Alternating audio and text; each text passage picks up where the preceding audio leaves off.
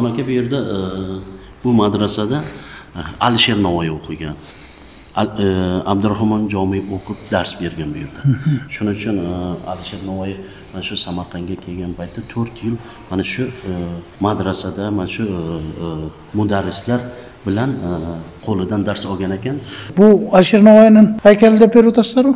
Yo, bu yerda shunday interyer yaratganmizki, Alisher Navoiy o'zining o'rtog'i Mulla Olim bilan Samarqandning mashhur mudarrislardan bittasi Xo'ja Xurt degan ustozining qo'lida tahsil olgan ekan. Bu madrasada o'nlab buyuk ustozlar qo'lidan ta'lim olgan, lekin asosiysi mana bu ustozlari Xo'ja Xurt tomonidan dars olgan, ta'lim olgan. 4 yil davomida mana shu mudarris qo'lida o'qigan.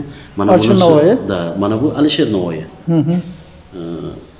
Bu Alisher Navoiy, bu ustozi Xo'ja Xurt, bu o'rtog'i Mulla Olim. Mulla Olimmi? Mulla Olim. Alim deydi, Mulla Olim. Muhammad Olim. O'sha Muhammad Olim. Bu yer endi qishki darsxona hisoblanadi. Ulug'bek madrasasida mana shu yerda qishki darsxona. Mana bu yerda ko'rib turganlaringiz interyer qilib qo'yganmizki, o'sha Ulug'bek madrasasida diniy ilmlar bilan dunyoviy ilmlar hamkorlikda olib borilgan. Bu yerda mantiq, falsafa fanidan dars berayotgan jarayon, filosofiyadan dars berayotgan jarayonni ko'rishingiz mumkin.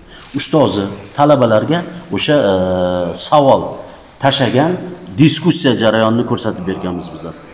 Mana shu diskussiya jarayonini ko'rsatib berib, o'sha davrning hujrasida qanday ko'rinishda bo'lsa, xuddi shunday qilib ko'rsatib berganmizki, tomoshabinlar kelib bir xulosa chiqarish uchun. 3 ta madrasa qurdiradi. Samarqandda, Buxoroda, G'ijduvonda. Eng kattasi mana shu madrasa bo'ladi. Madrasai oliya, ya'ni akademiya bo'ladi. Hisoblanadi mana shu. Ulug'bekning qadimgi Ulug'bekning qurdirgan emas-da bu madrasasi. Bu Ulug'bek qurdirgan madrasa. Ulug'bek qurdirgan madrasa eng kattasi mana shu madrasa bo'ladi. Madrasai oliya deyiladi. O'sha madrasai oliyani tugatgan talabalar o'zining yurtiga borib devonxonalarda, masjidlarda, o'sha qozixonalarda, o'sha yerlarda ishlash huquqini olgan. O'sha ijozatnoma deymiz, shahodatnoma, o'sha diplomni olgandan keyin mana shu o'zining yurtiga borib bemalol dars berib yoki ishlab o'sha podshohlikda yoki devonxonalarda ishlashgan. Mana bu ko'rib turganlaringiz o'sha madrasalarning 1930-yillardagi ahvoli. Mana shu madrasa, masjidlarimiz mana shu ahvolga kelib qolgan bo'ladi, qarovsiz qolgan. Hozir ko'rib turganlaringizmi tubdan farq qilinadi. Hozir biz yurgan madrasa shu-da? Da, mana shu Mirzo Ulug'bek madrasasi mana shu. Mana shu 1930-yilda olingan madrasa. Mana bu ko'rib turibsiz, ip bilan, arqon bilan tortib qo'yilgan. 1932-yilda mana shu minora og'ish bo'lgan. O'shani 1932-yilda domkratlar yordamida ko'tarib, mana shunda aylantirib, hozir mana shu qiyshaganni ichkariga qaratib qo'ygan. Va oldiklarchi? Bular o'sha madrasani qaytadan restavratsiya qilish jarayoni mana bular. Hammasi. Mana bu Registon maydonining shimoliy sharqiy tomonida ko'rinishi o'sha ana bu Chorsu. Bozor deymiz, o'sha Chorsu. Bu zalimiz o'sha Mirzo Ulug'bek madrasasining qishki darsxonasi hisoblanadi.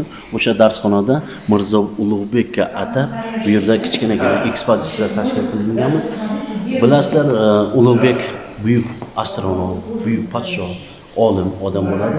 O'sha Ulug'bek yashagandan keyin 200 yildan keyin polyak olimi Yangiabeley o'zining astronomiya darakchisi kitobida Ulug'bek haqida, o'sha astronomiya haqida bir kitob yozadi-yu, o'sha ichida bitta kichkina mana bunaqangi gravyura bor.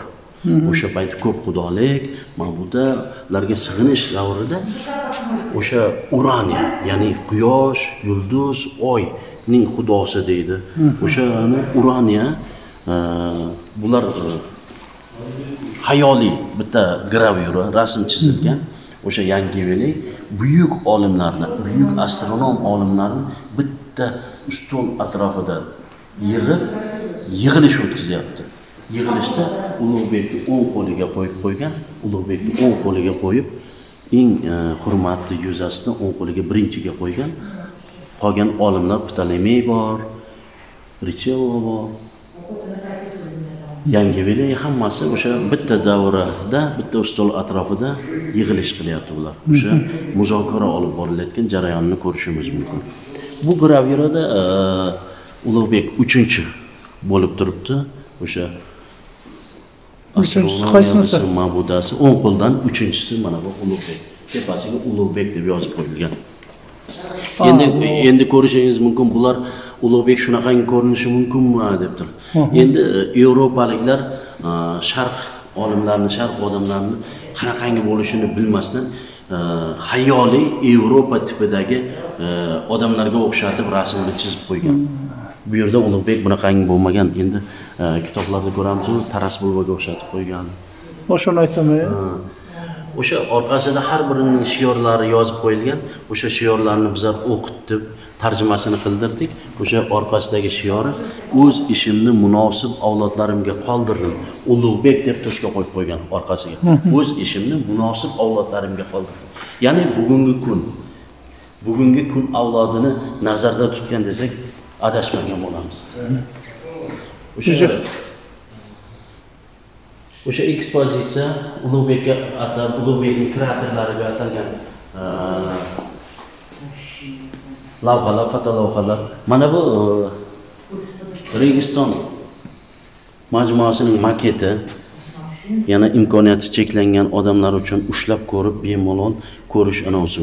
Mana Brown yozuvida tarixi yozilgan qo'l. Mana bu rasmlarga Ojiz odamlarni, ko'zi ojiz odamlarga imkoniyat cheklangan. Ushlab madrasa qanaqangi bo'lishini shuning uchun buni qayoqdan yasatdingizlar? Buni ham Toshkentda yasadim.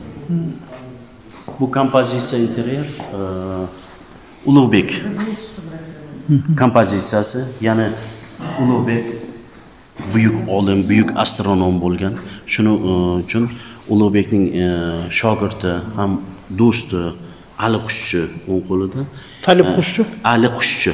Ali Qushchi shu. Ali Qushchi mana shu kishi bu yerdan keyin o'sha Turkiyaga borib Aya Sofiyada Ulug'bek ishini davom ettirgan buyuk olimlardan bittasi. Buni o'rtadagi? O'rtadagi. Mana bu shogirdlari bo'ladi, Ulug'bekning ustozining nevarasi bo'ladi. Qozi Rumin nevaralari Miram Chalabi. Miram Chalabi degan shogirdi bo'ladi. Bu ikkalasi juda Ulug'bekka qadrdon, eng yaqin shogirdlaridan bittasi ikkalasi hisoblanadi. Ali Qushchi bilan Miram Chalabi. Bu yerda bu kompozitsiyani ko'rishingiz mumkin. Globus ilmidan dars berayotgan jarayoni. Globusdan dars berayotgan jarayoni. O'sha tortishuv jarayonini ko'rsatib berganmizki, o'sha Ali Qushchi hisob kitobni yozib boryapti. Miram Chalabi globusni aylantirib o'sha o'lchab turibdi, razmerlarni o'lchab hisoblayotgan paytini Ulug'bek o'shani aytib turgan paytlari.